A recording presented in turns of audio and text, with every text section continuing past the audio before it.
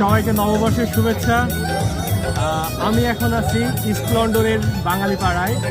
আর এখানে আসার পরে আমার আসলে অনুভূতিটা যেমন, আমি মনে হচ্ছে না যে আমি লন্ডনে আছি, আমি মনে হচ্ছে আমি বাংলাদেশের কোনো একটা বৈশাখী মেলাতে আছি।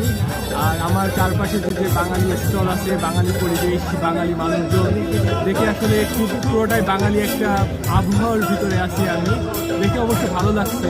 তো আজকে আমি এই জায়গায় এসে কী কী এক্সপিরিয়েন্স করলাম বা কী কী আমার অনুভূতি হলো, কী কী দেখলাম, তো আপনাদেরকেও আমি দেখানোর চেষ্টা করবো এবং জানাবো।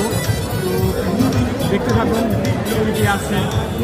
আর এই জায়গাটা আসলে এমন জায়গা, এখানে আপনি বাংলাদেশের সাবেক মন্ত্রী বা এর সংসদ সদস্য বা আপনাদের যারা আছে ধনী, সকলকে আপনি এই জায়গায় পাবেন এবং সকলকে একই সাথে পাবেন, কোনো রকম প্রোটোকল ছাড়া, ভিআইপি মুভমেন্ট ছাড়াই আপনাদেরকে সবাইকে সবার চোখের সামনে দেখতে পাবেন। বিষয়টা আসলে অন্যরকম। যারা আগে বাংলাদেশ থেকে চলে আসছে, হাজার করে জায়গা নিয়ে আসছে, তাদেরকে আপনি এই জায়গায় পেয়ে যাবেন একই কাতারে আপনার বাসায় বসে দেখবেন ফুচকা খাচ্ছে অথবা